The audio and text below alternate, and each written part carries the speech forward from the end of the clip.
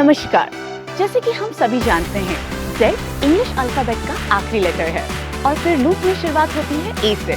उसी तरह अगर हमारी जिंदगी में हमें किडनी रिलेटेड कोई समस्या आती है तो हमें लगता है कि हमारी जिंदगी का अंत हो चुका है, पर नहीं। अगर हम किसी सही विशेषज्ञ से सही उपचार लें, सही गाइडेंस लें, तो हमारी जिंदगी की फिर से एक हेल्दी तरीके से शुरुआत हो सकती है और हम फिर से हमारे परिवार के साथ एक हेल्दी लाइफ की शुरुआत कर सकते हैं। गुड मॉर्निंग, मैं हूँ रिचा सलूजा, आज की Z टॉक की एंकर। Z टॉक एक पब्लिक अवेयरनेस इनिशिएटिव है जिसका मकसद है कि पूरे विश्व भर से किडनी स्पेशलिस्ट को आप सभी तक लेकर आना, जिसके माध्यम से आप किडनी से रिलेटेड कोई भी अगर आपकी प्रॉब्लम है उसे जानें और किस तरह उसे हम ठीक कर सकते हैं। क्योंकि हम सभी जानते हैं, अगर हमारी किडनी डैमेज है या क्षतिग्रस्त है तो उसके बहुत से बुरे परिणाम हो सकते हैं, या अगर आपकी किडनी पहले से डैमेज है या इन्फेक्टेड है तो उसके परिणामों से हम किस तरह बचें और एक नई जीवन की फिर से शुरुआत करें, आज हम ये सब हमारे Z टॉक पर जानेंगे। मार्च का महीना पूरे विश्व में किडनी मंथ के रूप में जाना जाता है क्योंकि सेकेंड थर्सडे ऑफ मार्च इसे सेलिब्रेट किया जाता है एज वर्ल्ड किडनी डे। तो Z टॉक इस मार्च के महीने में किडनी स्पेशलिस्ट के माध्यम से हम सभी को जागरूक करेगा कि किस तरह हम अपनी किडनी को स्वस्थ रख सकते हैं।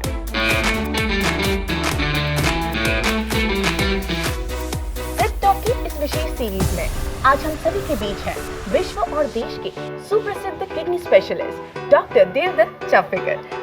Hello doctor Devdutt Chapekar, Z talk पर आपका स्वागत है। जैसे हमने सुना है, walking is the best exercise for kidney, तो आइए चलते चलते आज बात करते हैं किडनी स्वास्थ्य के बारे में। धन्यवाद। Let us begin this walk and also the talk. So let us begin by saying a prayer which is in Sanskrit. सर्वेपि सुखिनः सन्तु, सर्वे सन्तु निरामया, सर्वे भद्राणि पश्यन्तु, मा कश्चित् दुःख भाग् भवेत्। इस प्रेयर का मीनिंग है let the whole world be healthy and the whole world be happy. इसका मतलब है अपनी किडनी हेल्थ के बारे में अगर हमको जानना है तो let us walk and discuss about kidney health. Doctor, that was an amazing Sanskrit, और हम लगता है कि आज के Z टॉक को पूरी तरह से आपके श्लोक डिस्क्राइब करते हैं। तो सर, सबसे पहले तो मैं ये जानना चाहती हूँ, as you are yourself very fit, तो आप क्या करते हैं अपनी फिटनेस के लिए? क्योंकि हमारे लिए एक डॉक्टर का फिट होना बहुत ज़रूरी है, क्योंकि हमारे आइडल तो आप हैं। जब हम फिटनेस की बात करते हैं तो हमें एक चीज़ ध्यान में रखनी चाहिए कि प्रॉपर लाइफस्टाइल होना बहुत ज़रूरी है, और लाइफस्टाइल में बहुत सारी चीज़ें इंक्लूड होती है। जैसे एक बैलेंस लाइफस्टाइल के लिए आपके पास 2-3 चीज़ें होनी चाहिए। एक तो आपका जो डाइट है वो एकदम प्रॉपर होना चाहिए, बैलेंस्ड होना चाहिए। Balanced nutrition is very very important for good health. Secondly, regular exercise is very important, और रेगुलर एक्सरसाइज अगर आप मॉर्निंग इवनिंग करते हैं तो नेचुरली बॉडी फिट रहती है। तीसरी बात यह है कि इसके अलावा मैं क्या करता हूँ, मैं मेडिटेशन करता हूँ। Keep your mind stress free as much as possible, और इसकी वजह से बॉडी पे बहुत अच्छा असर होता है and you remain healthy. So health fitness के जो मंत्र है इसमें एक तो डाइट है, दूसरा एक्सरसाइज है, अपनी लाइफस्टाइल है, and most important according to me is that whatever is your profession, if you enjoy your profession, I think you will remain healthy. So that is my mantra as far as fitness is concerned. That was so amazing, sir, and absolutely lots of things to learn from you. तो क्या sir आप cycling भी करते हैं? As we can see the cycle all here. Yes, बिल्कुल cycling भी करते हैं, बट उससे ज़्यादा हम वॉकिंग करते हैं। But cycling is a wonderful exercise, और हम यहाँ पे जहाँ पे खड़े हैं यहाँ पे एक बहुत अच्छा साइकिलिंग क्लब है और बहुत सारे एंथुजियास्टिक लोग हर मॉर्निंग में साइकिलिंग करते हैं। सो मुझे लगता है कि ये भी एक अच्छा मैसेज होगा कि रेगुलर एक्सरसाइज जब हम करते हैं तो हमारे पास बहुत सारे चॉइसेस होते हैं, जैसे वॉकिंग है, साइकिलिंग है, स्विमिंग है, या और कोई स्पोर्ट्स भी हो सकते हैं। तो ये जो एक्सरसाइज का इम्पोर्टेंस है ये सबने जानना बहुत ज़रूरी है। Absolutely sir.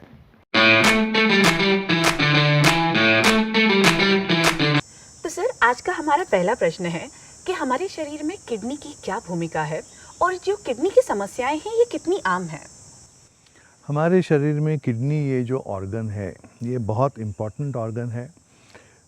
सबको पता है कि हमारे शरीर में लिवर इम्पॉर्टेंट है, हार्ट इम्पॉर्टेंट है और ब्रेन इम्पॉर्टेंट है, लेकिन किडनी भी बहुत इम्पॉर्टेंट है। क्यों? क्योंकि किडनी बहुत सारे काम करती है शरीर में। किडनी का मेन काम क्या है? ब्लड में जो इम्प्योरिटीज़ है ये बाहर निकालना। सो किडनी में बहुत सारे फिल्टर्स लगे हुए होते हैं और ये जो फिल्टर्स है ये ब्लड फिल्ट्रेशन का काम करते हैं। और ये जो फिल्ट्रेशन की जो क्रिया है ये 24 घंटे कार्यरत रहती है। सो किडनी का एक मेन काम है शरीर में जो अनावश्यक चीज़ें तैयार होती है उनको शरीर से बाहर निकालना। किडनी के बहुत सारे दूसरे भी काम हैं जो आम लोगों को पता नहीं है। उसमें एक काम एक है कि शरीर में जो फ्लूइड बैलेंस है उसको मेंटेन रखना। फ्लूइड बैलेंस यानी कितना हम पानी पीते हैं और कितनी यूरिन होते हैं, उसकी जो फ्लूइड बैलेंस जो है वो बहुत इम्पॉर्टेंट है शरीर के लिए। किडनी का एक तीसरा इम्पॉर्टेंट काम है हीमोग्लोबिन मेंटेन रखना। बहुत सारे किडनी पेशेंट्स में आपको पता होगा कि हीमोग्लोबिन कम होने की वजह से अनीमिया जैसा बीमारी होती है। किडनी की और एक बहुत इम्पॉर्टेंट एक काम ऐसा है कि बोन हेल्थ मेंटेन करना, क्योंकि किडनी में विटामिन डी का एक्टिवेशन होता है। इसलिए बहुत सारे किडनी पेशेंट्स में उनकी जो बोन्स है वो बहुत वीक हो जाती है। सो kidney is a very vital organ as far as the body is concerned, and to maintain kidney health is very important, because if it is not maintained then the person will suffer all over the body. The second part of your question was कि kidney की बीमारियां कितनी आम है। So let me tell you कि kidney की बीमारियां बहुत कॉमन है, बट मुझे लगता है एज अ प्रैक्टिसिंग डॉक्टर कि बहुत सारी बीमारियां ये जल्दी डायग्नोस नहीं होती है। सो किडनी की बीमारियां अगर आप कहेंगे कौन सी कारणों से होती है, तो एक तो बहुत इम्पॉर्टेंट कारण है डायबिटीज़। सो डायबिटीज़ के अगर आप मरीज़ देखेंगे तो ऑलमोस्ट 50% पेशेंट्स में डायबिटीज़ के जो पेशेंट्स होते हैं उनमें किडनी की बीमारी हो सकती है, जो बहुत बार दबी रहती है, वो एक्सटर्नली मैनिफेस्ट नहीं होती, और इसकी वजह से बहुत बार ऐसे होता है कि उसका डायग्नोसिस भी लेट होता है। इसके अलावा जो कारण है उसमें हाई ब्लड प्रेशर या हाइपरटेंशन की जो बीमारियां हैं उससे भी किडनी डैमेज हो सकती है। बहुत सारे दूसरे कारण हैं। हमारे देश में इन्फेक्शंस की वजह से बहुत बार किडनी पे असर होता है। शरीर में अन्य कोई बीमारियां हो सकती है, जैसे किसी को हार्ट की बीमारी है या किसी को लिवर की बीमारी है, उसकी वजह से भी बहुत बार ऐसे होता है कि किडनी पे असर हो सकता है। सो किडनी पे असर होना ये मैं कह सकता हूँ कि इट इज़ प्रीटी कॉमन, लेकिन it is under diagnosed and it is not suspected early. So ये सबने ध्यान में रखना चाहिए कि हमें इसके बारे में बहुत सजग होना है कि किडनी की बीमारियां जो है वो बहुत बार छिपी रहती है, दबी रहती है और जल्दी डायग्नोसिस इनका नहीं होता है। सो इसके बारे में अवेयरनेस करना ये बहुत इम्पॉर्टेंट चीज़ है। यानी कि हमें ज़्यादा से ज़्यादा हमारी किडनी के बारे में जानकारी रखनी है ताकि हम इन्हें पहले ही पकड़ में ला सकें। बिल्कुल।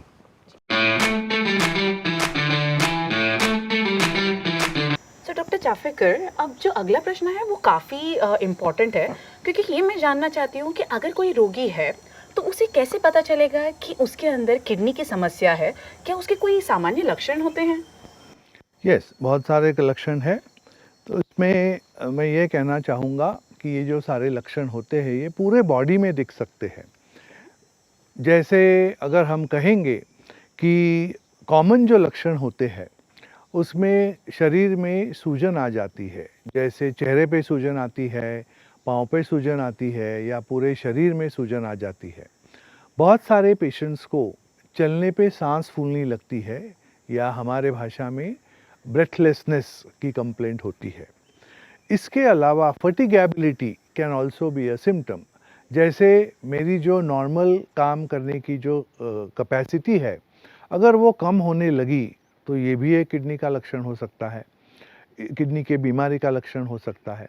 इसके अलावा अगर हम कहेंगे तो बहुत सारे पेशेंट्स में यूरिनरी सिम्पटम्स भी आ सकते हैं, जैसे किसी को बार बार यूरिन के लिए जाना पड़ता है या किसी को बहुत कम यूरिन होती है, स्पेशली रात में अगर किसी को बार बार उठना पड़ता है, तो ये सारे जो लक्षण हैं ये किडनी से जुड़े हुए हो सकते हैं।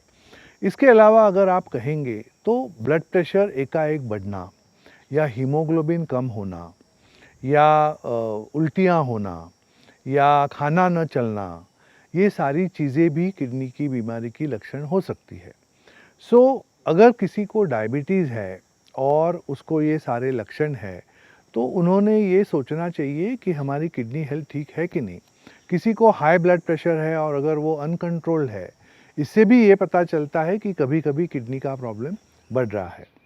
इसके अलावा मुझे लगता है कि बहुत सारी बीमारियां ऐसी होती है जिसमें एज वाइज जो किडनी की बीमारियां है उसके लक्षण अलग अलग होते हैं।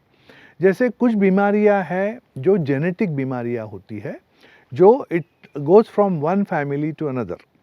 सो अगर ऐसी कोई बात है तो उसमें जो लक्षण है वो कभी कभी चाइल्डहुड में भी आ सकते हैं, जैसे छोटे बच्चों में भी किडनी की बीमारी हो सकती है। बहुत सारे पेशेंट्स को जो किडनी की बीमारियां होती है वो किडनी स्टोन्स की वजह से होती है। सो पेशाब में खून निकलना या पेशाब करते समय दर्द होना, ये भी किडनी की बीमारी का लक्षण हो सकता है।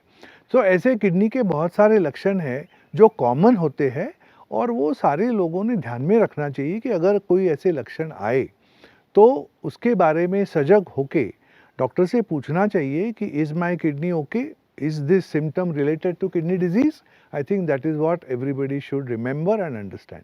जी हाँ, क्योंकि ये जब सामान्य लक्षण हम अपने जीवन में देखते हैं तो हमें नहीं समझ में आता है कि ये क्या हो रहा है। तो मुझे लगता है एक विशेषज्ञ से जब हम नहीं बात करते हैं तब तक हम इसे क्योर नहीं कर सकते हैं।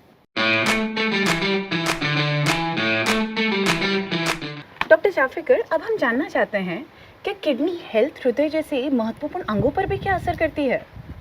Yes, definitely. किडनी और हृदय, हार्ट एंड किडनी, इनका दोहरा संबंध है। अगर किसी को हार्ट की बीमारी होती है तो उसकी वजह से किडनी पे असर होता है। बहुत सारी उसके रीजंस है, बट अगर हार्ट का जो पंपिंग का फंक्शन है, अगर उसमें कुछ कमी आई तो किडनी को ब्लड सप्लाई कम हो जाता है और उसकी वजह से किडनी पे असर हो सकता है। हार्ट की कई टाइप की बीमारियां होती है जिसकी वजह से किडनी पे असर होता है। But let me also tell you कि बहुत सारे किडनी के जो मरीज़ है, स्पेशली क्रॉनिक किडनी डिजीज़ के जो मरीज़ है, वो बहुत सारे पेशेंट्स में हार्ट पर असर होता है और बहुत सारे पेशेंट्स को हार्ट अटैक आने की जो चांसेस है वो ज़्यादा होती है। सो इसलिए हर किडनी के पेशेंट ने हमेशा ये ध्यान रखना चाहिए कि अपनी हार्ट की कंडीशन कैसी है, ये कम से कम साल में एक बार चेक करना बहुत ज़रूरी है। और it is vital to remember that heart and kidney health is interrelated. हमारी भाषा में इसको कहते हैं कार्डियो रीनल या रीनो कार्डियाक, और इसका मतलब ऐसा है कि अगर किसी को हार्ट की बीमारी होती है तो किडनी पे असर हो सकता है, किसी को किडनी की बीमारी होती है तो उसके हार्ट के ऊपर असर हो सकता है। सो इसके बारे में जानकारी रखना बहुत ज़रूरी है। सिंपल शब्दों में अगर हम कहें तो जितना ज़रूरी हमारा हृदय है, हार्ट है, उतनी ही ज़रूरी हमारी किडनी की भी हेल्थ है। बिल्कुल सच है।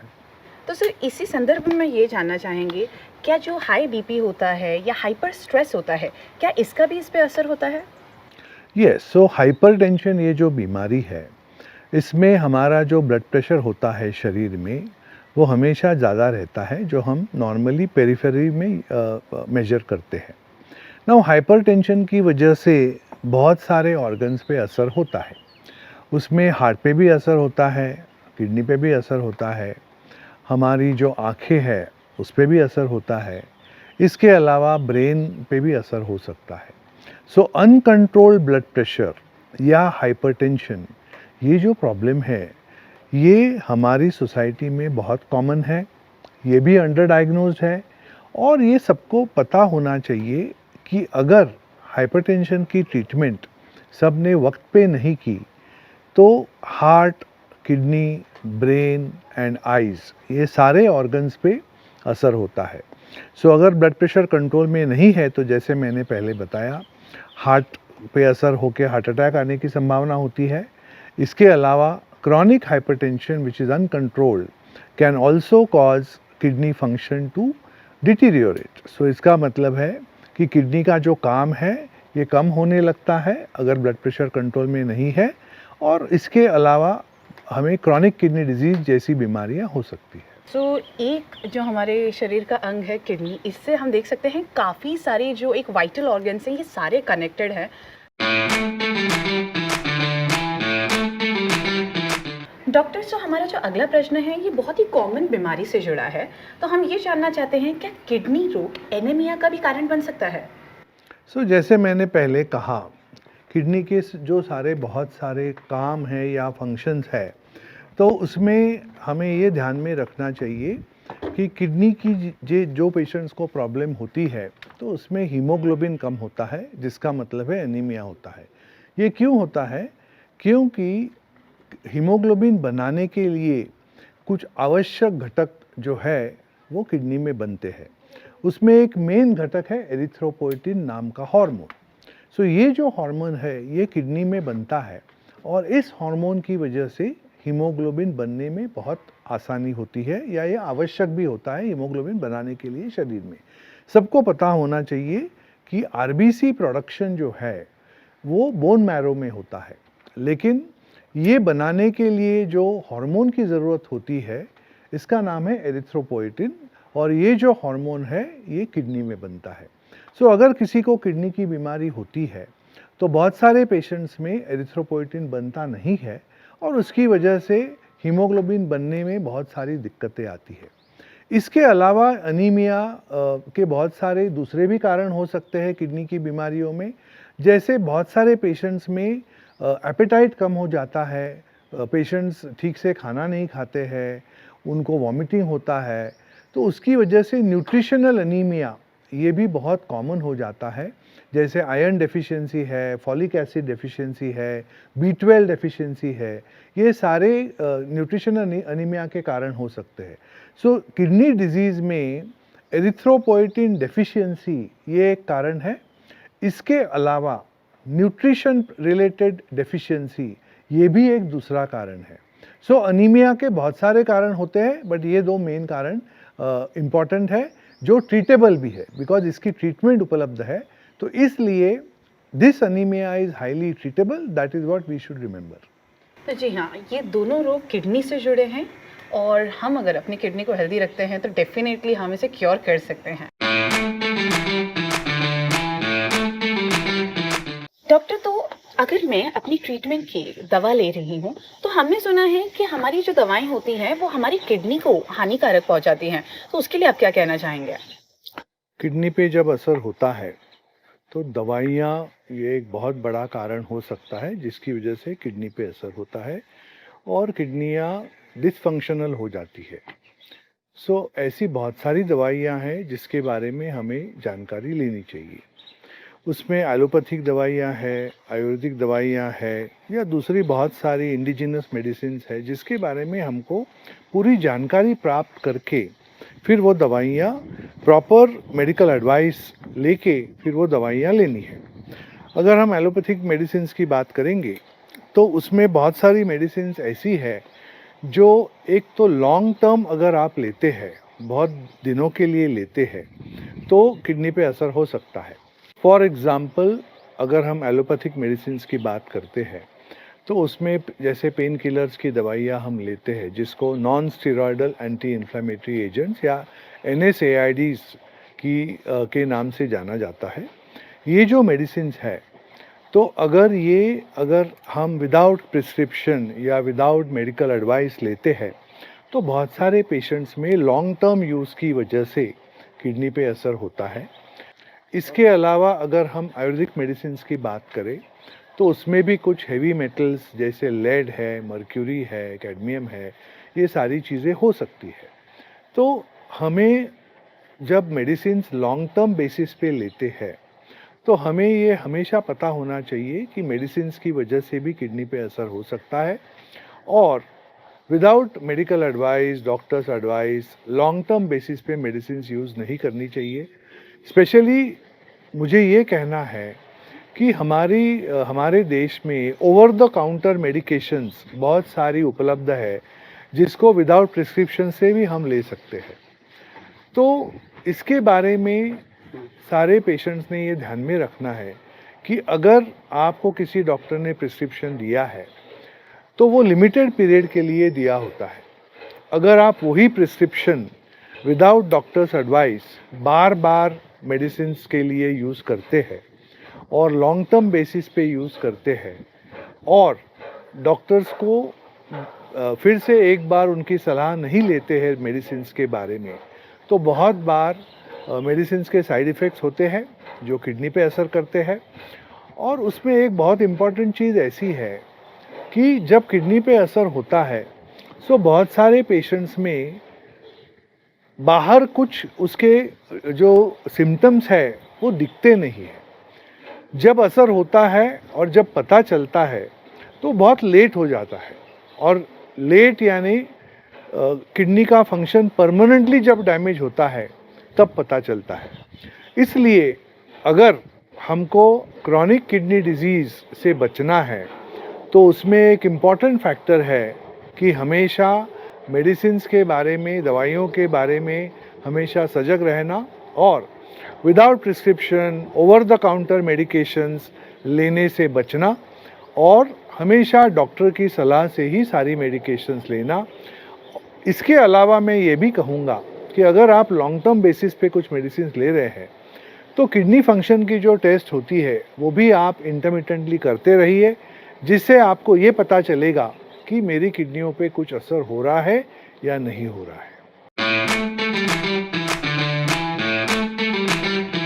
तो सर, मेरा इसी से रिलेटेड अब हमारा जो अगला क्वेश्चन है वो इसी से संबंधित है कि अगर मैं कोई मेडिसिन ले रही हूँ, मेरा मेडिकेशन चल रहा है, तो ऐसे वक्त में मुझे क्या करना चाहिए?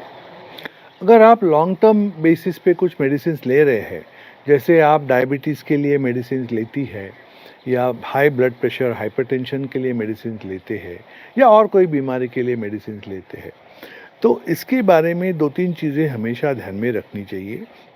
जैसे मैंने पहले बताया, डॉक्टर जो प्रिस्क्रिप्शन देते हैं वो एक फाइनाइट पीरियड के लिए देते हैं, जैसे कुछ अवधि होता है उसी के लिए देते हैं। अगर आपने वही मेडिसिन्स कंटिन्यू किए तो उसके साइड इफ़ेक्ट्स हो सकते हैं। तो सबसे पहली बात है कि डॉक्टर को पूछ के आपको मेडिसिन्स कंटिन्यू करने चाहिए। दूसरी बात यह है that you should keep yourself well hydrated. इसका मतलब है कि शरीर में पानी की कमतरता होना ये भी कभी कभी किडनी पे असर करता है, और अगर उसके साथ साथ कुछ आप मेडिसिन्स ले रहे हैं, जैसे पेन किलर्स ले रहे हैं, तो डिहाइड्रेशन की वजह से भी किडनी पे असर होता है। तो इसलिए हमारा ये कहना होता है कि डिहाइड्रेशन से बचना चाहिए। तीसरी बात ये है कि बहुत सारी मेडिसिन्स टुगेदर ली जाती है, जैसे एक ही पेशेंट्स में डायबिटीज़ की भी है, ब्लड प्रेशर की भी है, कुछ पेन किलर्स भी है, और कोई विटामिन्स भी हो सकती है। तो ये जो मेडिसिन्स है ये किस वक्त पे लेनी है और कैसे लेनी है, ये भी डॉक्टर से जानकारी लेना बहुत ज़रूरी है।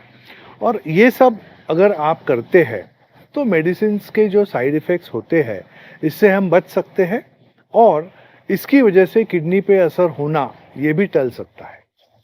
तो इसका मतलब है कि हम जो भी दवा लें उससे एक समय के बाद डॉक्टर से पूछते रहें, ताकि उसकी जो हानिकारकता है वो हम तक ना पहुंचे। बिल्कुल।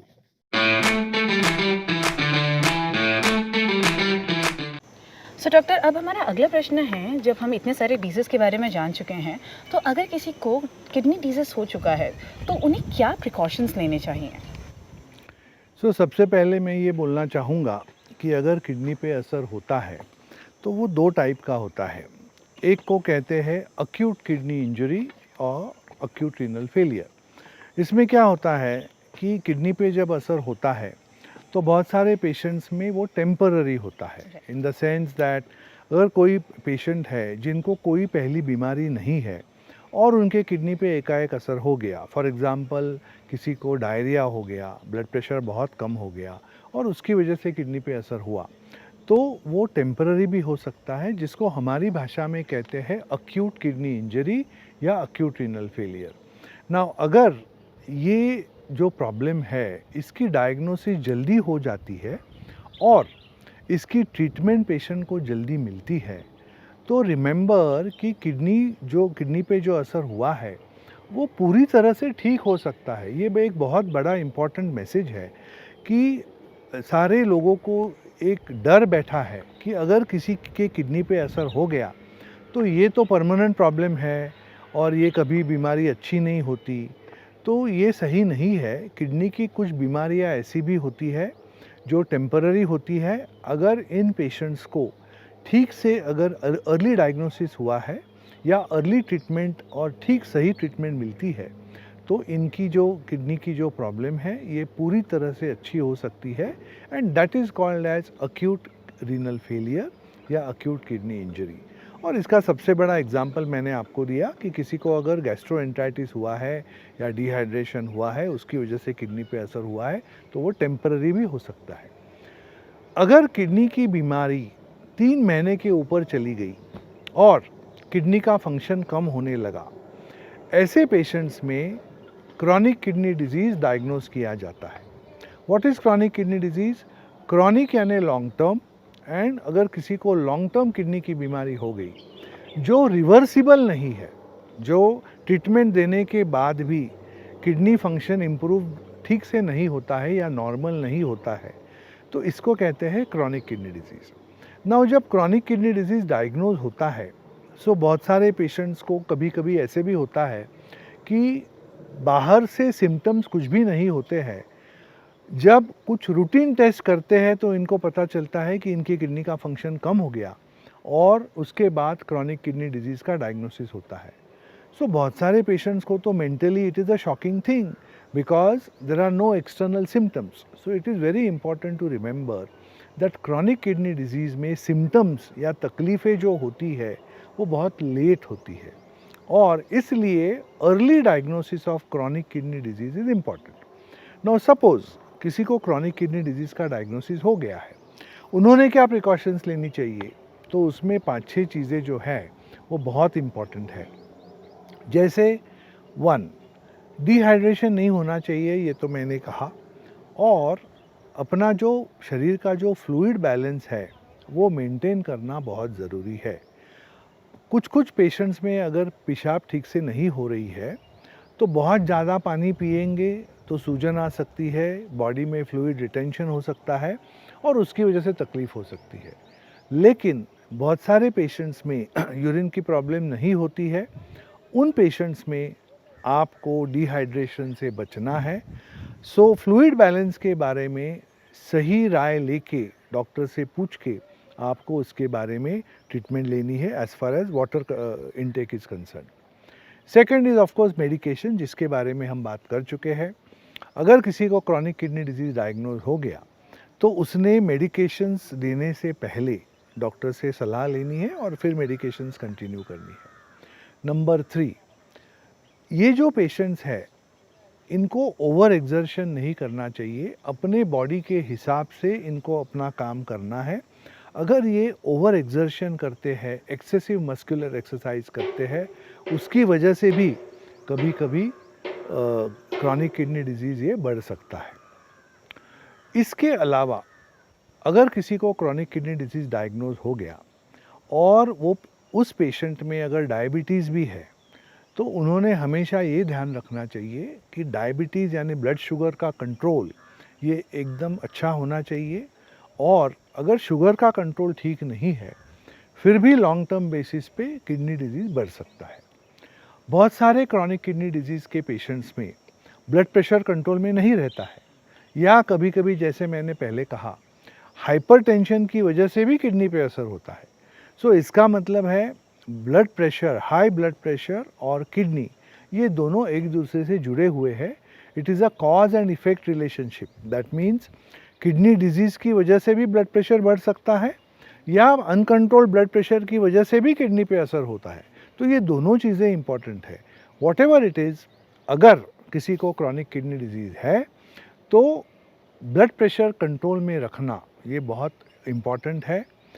एंड इसके अलावा अगर किसी को इन्फेक्शन हो गया, जैसे किसी को इंटरकरेंट इलनेस हुआ, वायरल इन्फेक्शन हुआ, मलेरिया हो गया, तो इन्होंने इसकी ट्रीटमेंट जल्दी लेनी चाहिए।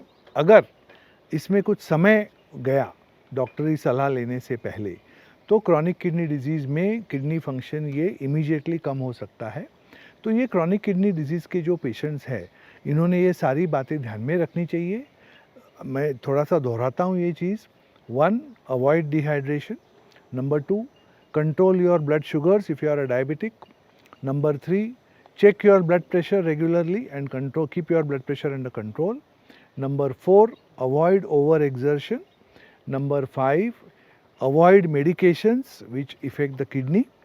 Number 6, अगर आपको कोई इंटरकरेंट इन्फेक्शन हो गया तो उसकी ट्रीटमेंट जल्दी लेनी चाहिए, जिसकी वजह से ये जो किडनी डिजीज़ है ये प्रोग्रेस नहीं होगा। ये सारी चीज़ें ये पेशेंट्स ने हमेशा ध्यान में रखनी चाहिए।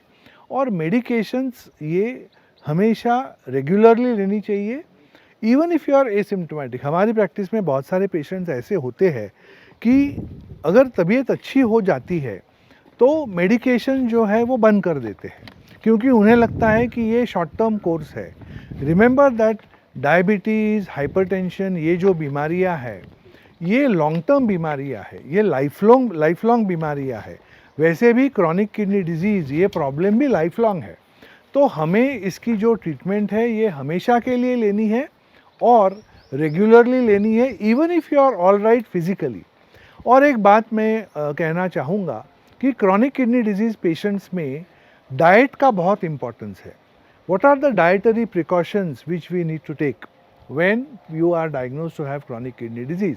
रिमेंबर दैट अगर आपको डायबिटीज़ है तो उसके लिए जो डाइटरी प्रिकॉशंस है वो भी लेनी है। इसके अलावा अगर आपको हाइपरटेंशन है तो आपको सॉल्ट रिस्ट्रिक्शन यानी नमक की कमी करना आपके डाइट में ये बहुत इम्पॉर्टेंट है। इसके अलावा हम जनरली स्पीकिंग पेशेंट को ये भी एडवाइस देते हैं कि आपका प्रोटीन रिस्ट्रिक्शन आप कीजिए। सो बहुत सारे पेशेंट्स में अगर हाई प्रोटीन डाइट ये लोग लेते हैं तो कुछ पेशेंट्स में किडनी डिजीज़ की मात्रा बढ़ जाती है। But remember that there is no one glove which fits all. So that means dietary prescription ये individualize करना चाहिए। हर एक पेशेंट की dietary requirement ये अलग हो सकती है और it should be not only tailor made for the patient but it should be individualized. जैसे प्रोटीन इंटेक है, फैट इंटेक है, कैलोरिक इंटेक है, शुगर कंटेंट है, सोडियम क्लोराइड यानी सॉल्ट इंटेक है, इम्पॉर्टेंट इलेक्ट्रोलाइट जैसे पोटेशियम ये कितना लेना चाहिए, ये सारी चीज़ें हम डाइटरी प्रिस्क्रिप्शन लिख के देते हैं।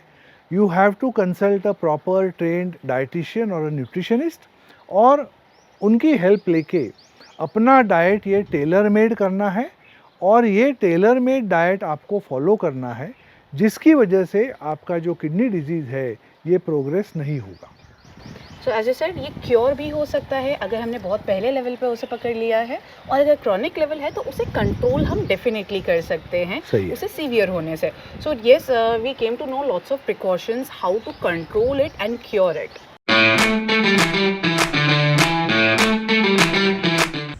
सो डॉक्टर चाफेकर, अभी हमने बात की कि क्रोनिक डिजीज़ को हम किस तरह रोक सकते हैं, उसके प्रिकॉशन जो हैं, but in spite of all these things अगर किडनी फेल होती है तो हमारे पास क्या ऑप्शन बचता है?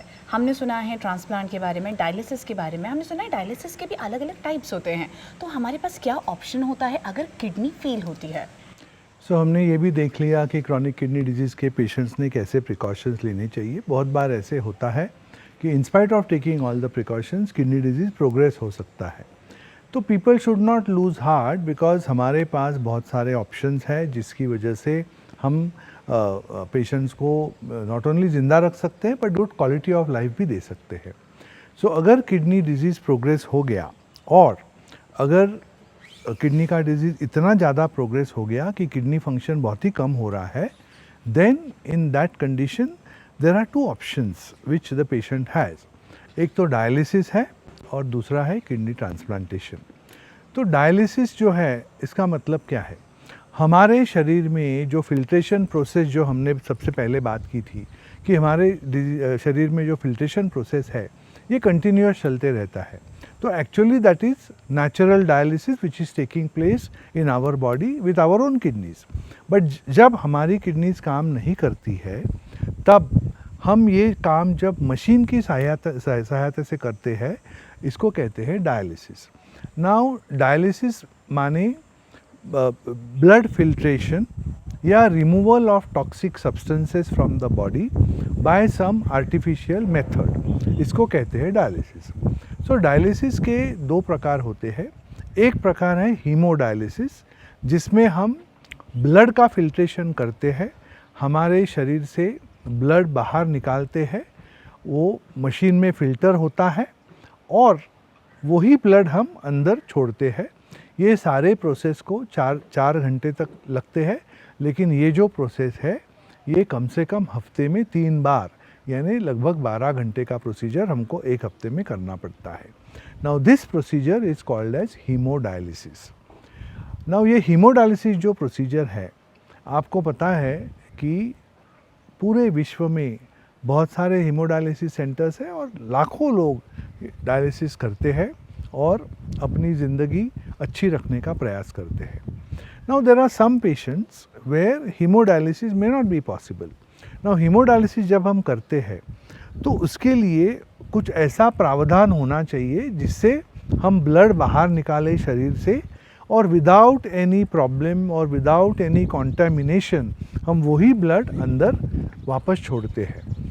अगर ये जो प्रावधान है ये अगर किसी पेशेंट्स में पॉसिबल नहीं है, then there is another method of dialysis called as peritoneal dialysis.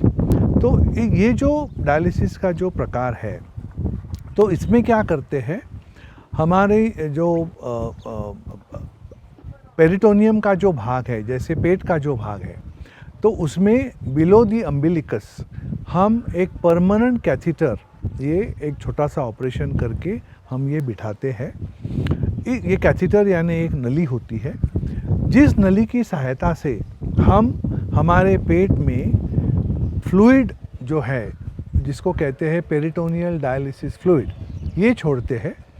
ये फ्लूइड अंदर 6 घंटे के लिए वहीं पे बरकरार रखते हैं, जहाँ पे एक्सचेंज होता है शरीर में जो टॉक्सिक सब्सटेंसेस है, ये जो पेरिटोनियल डायलिसिस फ्लूइड में ये उतरते हैं और यही फ्लूइड हम 6 घंटे के बाद बाहर निकालते हैं। ये जो प्रोसीजर है, बहुत सारे पेशेंट्स में मशीनरी की ज़रूरत नहीं पड़ती। हीमोडायलिसिस ये जो प्रोसीजर है इसके लिए मशीनरी की ज़रूरत पड़ती है और बहुत सारे पेशेंट्स में ये प्रोसीजर ही हॉस्पिटल पे जाके करना पड़ता है। हमारे कुछ पेशेंट्स घर पे भी हीमोडायलिसिस करते हैं, अगर ये सारा उन्होंने पैराफर्नेलिया अगर घर पे उन्होंने एस्टैब्लिश किया तो। हीमोडायलिसिस के लिए गुड वाटर क्वालिटी ये भी बहुत इम्पॉर्टेंट है।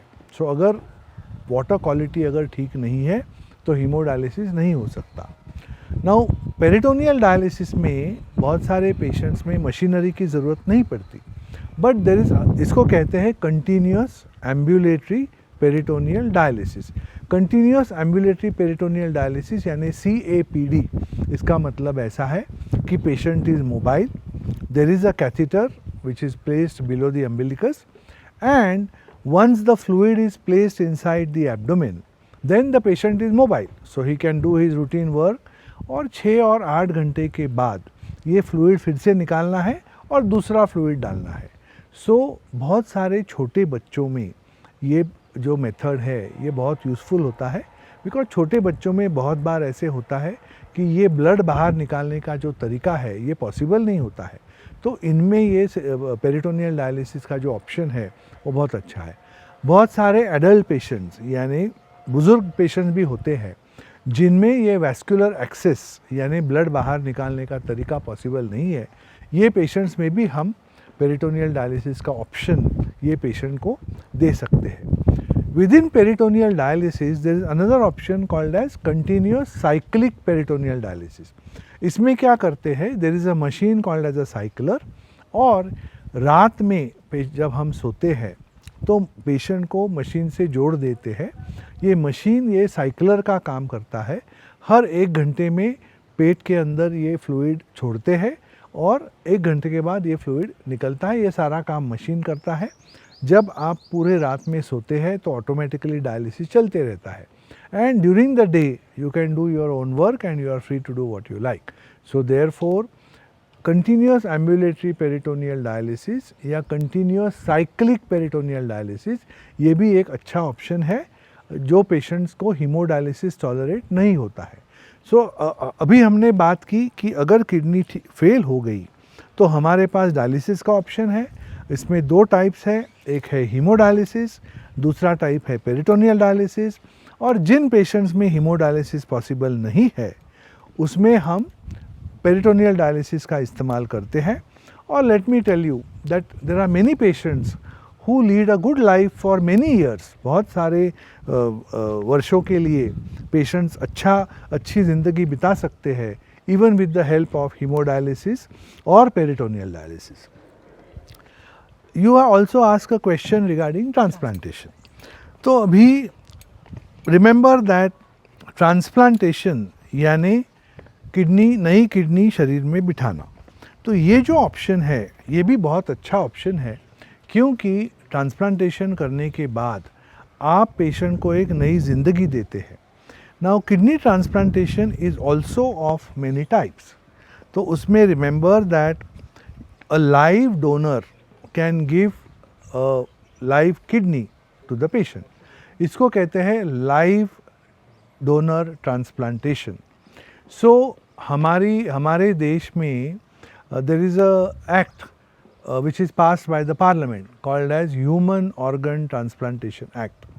इस एक्ट के तहत ये ट्रांसप्लांटेशन की ट्रीटमेंट की जाती है. This act is passed by the central government but it is implemented by all the states because health is a state subject. So therefore, as per the act, they have defined who can donate to the patient. So जैसे life transplantation में अगर कोई near relative है जो donate करने की इच्छा रखता है, जैसे पेरेंट्स हो सकते हैं या भाई बहन हो सकते हैं या अंकल आंट हो सकते हैं वगैरह वगैरह. सो ये पेशेंट्स में लाइव डोनेशन हो सकता है. नाउ रिमेंबर दैट जब ट्रांसप्लांटेशन करते हैं तो बहुत सारी टेस्ट की जाती है. जो डोनर होता है उसकी भी टेस्ट की जाती है और जो पेशेंट होता है उसकी भी टेस्ट की जाती है. और अगर ये पाया जाता है कि डोनेशन में कोई प्रॉब्लम नहीं है तो we have the option of a live donor transplantation. Now previously it was thought that अगर ब्लड ग्रुप मैचिंग नहीं है तो ट्रांसप्लांटेशन नहीं हो सकता. But now science has advance so much that we have very good medications which are available to prevent rejection. Remember that अगर कोई foreign kidney हमारे शरीर में कोई बिठाता है तो the body says that this is a foreign organ and it attacks that organ. So in that connection what happens is that this kidney is rejected. So ये जो rejection का जो process है ये अगर हमको टालना है तो बहुत सारे पेशेंट्स में हम अच्छी दवाइयाँ इस्तेमाल करके रिजेक्शन से हम बच सकते हैं. So previously it was thought that अगर ब्लड ग्रुप मैचिंग नहीं है तो रिजेक्शन हो सकता है. But now science are advance so much that अगर ब्लड ग्रुप मैच नहीं है फिर भी एक डोनर दूसरे को किडनी दे सकता है in spite of blood group not being match. So ये एक बहुत बड़ा एडवांस है, बहुत बड़ी उपलब्धि है पेशेंट्स के लिए. अगर फैमिली में कोई डोनर नहीं है so there is another method of transplantation called as swap transplantation. Swap यानी किडनी एक्सचेंज प्रोग्राम. जैसे एक फैमिली में कोई डोनर है जो ओ ब्लड ग्रुप का है और उनके जो रेसिपिएंट है उनकी फैमिली में जो पेशेंट है उनको वो किडनी मैच नहीं हो रही है, लेकिन दूसरे फैमिली में किसी को वो किडनी मैच हो रही है. तो what is done is that you exchange the kidney from one family to another.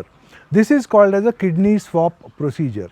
तो इसके लिए भी एक रजिस्ट्री मेंटेन की जाती है बेस्ट मैचिंग मेथड्स ये उपलब्ध किए जाते हैं, and then you can also do what is called as a swap kidney transplantation.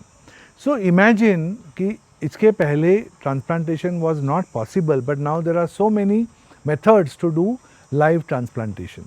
So if you talk of live donor transplantation, you have a live related donor transplantation within the family, then you have ABO incompatible transplantation, blood group transplantation, you also have swap transplantation. अगर live donation possible नहीं है, then what we do is there is something called as cadaver transplantation. What is cadaver transplantation? Cadaver transplantation में remember that there is a concept of brain death. बहुत सारे patient जब ICU में admit होते हैं तो all the bodily functions are going on properly, but the brain is not functioning. So there are some criteria to define brain death, और ये जो क्राइटेरिया है ये साइंटिफिक क्राइटेरिया है. तो देर is a team of people, doctors, who will define that this patient has got brain death. अगर brain death define किया, so there is a law which says that the person or his near relatives can donate his organs. So remember that organ donation is now a reality all over the world, और हमारे देश में भी organ donation जो है ये बहुत तेज़ी से accept हो रहा है.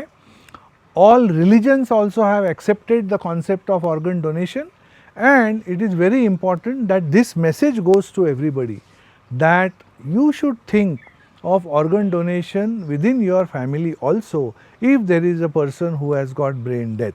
And many times the government and all the NGOs are also trying to promote कि be a organ donor, because अगर आप organs donate करने की इच्छा रखते हैं तो you should carry a organ donation card with you. So in case of some emergency या in case of some inevitable circumstance, अगर ऐसी नौबत आती है और आपने अगर ये इच्छा व्यक्त की है कि मेरे पश्चात मैं मेरे ऑर्गन्स डोनेट करना चाहता हूँ, तो you should carry that organ donor card, and there are many organizations which will provide this service also. So it is a very noble thought that you can donate your organs after your demise. और ये organ donation की जो प्रक्रिया है ये भी government ने बहुत सुलभ की है. There are zonal transplantation coordination committee है जो हर एक जोन में गवर्नमेंट की तरफ से है, और ये जो नोडल एजेंसी है ये सारा ये एडमिनिस्ट्रेटिव मॉनिटरिंग करती है. देर is a waiting list of kidney patients who require cadaver transplantation, और जैसे ही ऑर्गन्स उपलब्ध होते हैं, किसी ने इच्छा व्यक्त करी कि मैं ऑर्गन्स डोनेट करना चाहता हूँ, so all the mechanism is set in, and then all the tests are done, all the matching is done, and then the organ allotment procedure is done. But remember that this is a team effort, and this has to be done very fast, because अगर organ निकालने के बाद वो organ जब body में बिठाई जाती है तो उसका finite period होता है. So within a few hours that surgery should take place, ये operation होना चाहिए, तो ही ये organ accept हो सकता है. So therefore even in our country organ donation is now quite common, and cadaver transplantation का जो कॉन्सेप्ट है ये भी बड़ा अच्छा कॉन्सेप्ट है. एंड ऑर्गन डोनेशन की वजह से not only you can do kidney transplant, but it is now possible to do heart transplant, it is now possible to do liver transplant, intestinal transplant, lung transplant, pancreatic transplant. ऐसे बहुत सारे organs का transplantation जो deserving patients है उनके लिए किया जा सकता है, and it is like giving a second life to the patient, because otherwise there is no option for these patients. So therefore you are giving a new life when you do a cadaver transplantation, and I think that everybody in the society should consider about organ donation and be aware that there is a concept called as cadaver transplantation. So as far as kidneys are concerned, once the kidneys fail totally, आपके पास जो options है उसमें जैसे मैंने बताया आपके पास dialysis का option है, उसमें जो डायलिसिस के जो वेरियस तरीके हैं वो मैंने आपको बताए, और उसके अलावा ट्रांसप्लांटेशन का भी एक अच्छा ऑप्शन है. अगर ट्रांसप्लांटेशन सक्सेसफुल होता है तो you can lead a near normal life. So therefore transplantation होने के बाद भी remember that you have to continue medications, continue the doctor's advice properly, but you can lead a very good quality of life. So this is a message which I want to give to all our viewers, that in spite of kidney disease, do not get scared. आपको डरने की आवश्यकता नहीं है. Kidney disease का early diagnosis होना बहुत ज़रूरी है.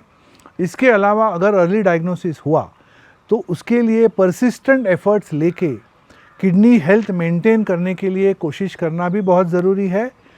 ये सब करने के बावजूद भी अगर किडनी फेल हो गई तो हमारे पास दूसरे भी ऑप्शंस है जो मैंने बताए.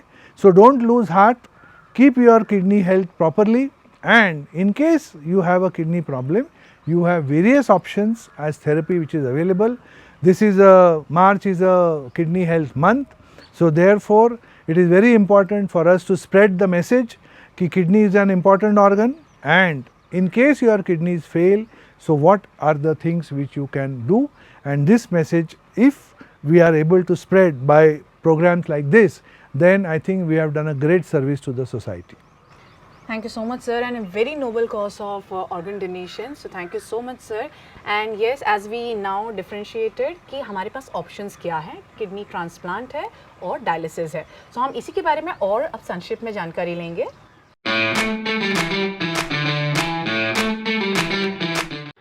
सो डॉक्टर शाफिकर, अभी जो हमारा अगला प्रश्न है वो बहुत ही इंपॉर्टेंट है.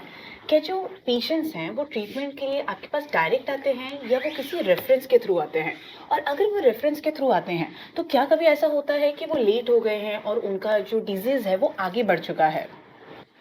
मेरे हिसाब से ये बहुत बड़ी समस्या है, बिकॉज आपको पता है, जैसे मैंने आपको बताया कि किडनी डिजीज़ जो है ये हमेशा लेट डायग्नोज होता है. So first of all medical community should remember कि सस्पिशन ऑफ किडनी डिजीज़ ये बहुत इम्पॉर्टेंट है, कि एंटिसिपेट करना कि इस पेशेंट्स में किडनी डिजीज़ हो सकता है. अर्ली डायग्नोसिस के लिए जो किडनी डिजीज़ रिलेटेड जो टेस्ट होती है वो भी वक्त पे करना ज़रूरी है. अगर आप वक्त पे एंटिसिपेट करेंगे या अर्ली डायग्नोसिस करेंगे और आपको अर्ली स्टेजेस में किडनी डिजीज़ अगर आप मैनेज कर सकते हैं तो वो करना बहुत ज़रूरी है. But all over the world, let me tell you, even in advance countries like America और यूरोप, बहुत सारे पेशेंट्स ये किडनी डिजीज स्पेशलिस्ट के पास बहुत लेट पहुंचते हैं. So there is a problem of what is called as late referral. अभी ये जो प्रॉब्लम है ये दो तीन चीज़ों की वजह से है. एक प्रॉब्लम है कि नोबडी एंटिसिपेट्स कि इस पेशेंट्स में किडनी डिजीज़ हो सकता है. फॉर एग्जांपल, अगर किसी को डायबिटीज़ है तो वो पेशेंट्स जो है, या हाई ब्लड प्रेशर है, हाइपरटेंशन है, तो जैसे मैंने पहले बताया कि हर साल उन्होंने अपनी टेस्ट करनी चाहिए with the help of a doctor and try to find out कि इनमें किडनी डिजीज़ है कि नहीं. अगर है तो उसके ऊपर जो मेजर्स अगर आप जल्दी से जल्दी ले सकते हैं वो आपने लेने हैं. Many times kidney disease is not suspected or not diagnosed early. Then of course the referral is also late. So when we do programs like this on the occasion of World Kidney Day, we not only try to spread the message of kidney health to general public as well as the society in whole, but at the same time we also want to raise the importance of kidney diseases even in the medical community. अगर हम early diagnosis करते हैं, problems को anticipate करते हैं, तो बहुत सारे पेशेंट्स में हम किडनी डिजीज़ प्रोग्रेशन से बच सकते हैं. सो रिमेंबर दैट रेफरल्स की जो बात है तो उसमें लेट रेफरल की समस्या तो है ही. तो इसलिए सारी मेडिकल कम्युनिटी को ये मैसेज जाना चाहिए कि आप जल्दी किडनी डिजीज सस्पेक्ट कीजिए in the right group of patients and diagnose them early and refer them early. If you refer them early, then what will happen is that to prevent progression of kidney disease might become simpler. And secondly, हमने जब dialysis और transplantation की बात की तो उसमें बहुत सारे पेशेंट्स ऐसे होते हैं जो डायलिसिस नहीं कर पाते हैं या ट्रांसप्लांटेशन नहीं कर पाते हैं. तो ऐसे पेशेंट्स में बहुत बार ये नोटिस किया है कि they can maintain their life for a long period of time even with medications if they are referred early. So therefore, अगर right diagnosis, right treatment at the right time होता है and referral as early as possible to the kidney specialist, then it goes a long way in not only having a good health in general of the patient, but also maintaining the kidney health so that the kidney disease does not progress and the patient does not go on to the stage of dialysis or transplantation. So in simple word, a patient can come directly to you. एक patient directly एक nephrologist के पास आ सकता है और अगर उन्हें refer किया जा रहा है, so the doctor should refer them fast, ताकि उनका जो डिजीज है वो आगे ना बढ़े. That's absolutely right. हम सभी को इसका बहुत अच्छे से ध्यान देना चाहिए.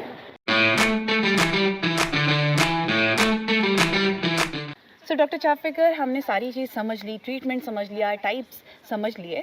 सो अब प्रोग्राम को कंक्लूड करते हैं और चलते चलते हम आपसे जानना चाहते हैं कि आप हमारी ऑडियंस को क्या कहेंगे.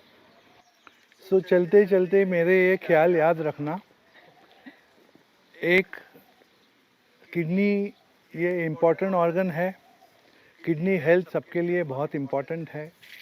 3-4 जो पॉइंट्स है वो सारे लोगों ने ध्यान रखनी चाहिए. Avoid dehydration, avoid painkillers or antibiotics when they are not required.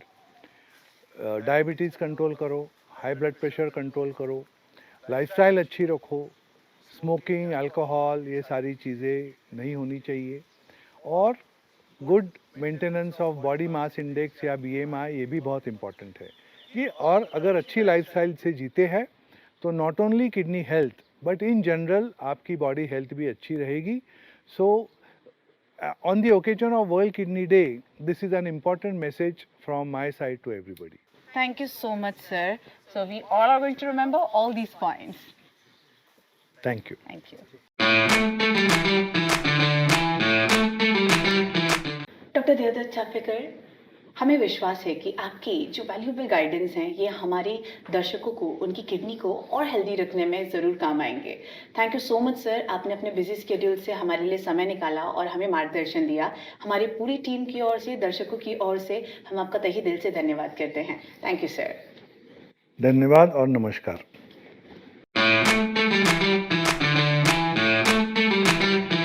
Z talk एक पहल है जो इंडियन मेडिकल फ्रेटर्निटी के साथ मिलकर किडनी रोग के खतरे के बारे में अधिक से अधिक लोगों को जागरूक करता है. क्योंकि जब हम जागरूक रहेंगे तो हम इसे पहले पहचान सकते हैं और विशेषज्ञों के माध्यम से हम इसे इलाज करके एक सही जीवन की फिर से शुरुआत कर सकते हैं, अपना जीवन फिर से बचा सकते हैं. दर्शकों, जेड टॉक के पेज को यूट्यूब और फेसबुक पर लाइक, सब्सक्राइब और फॉलो करें और किडनी से रिलेटेड जुड़ी हुई सभी बातों को आप विशेषज्ञों द्वारा जान सकते हैं. आप सभी को वर्ल्ड किडनी मंथ की आप सभी को हार्दिक शुभकामनाएं. धन्यवाद.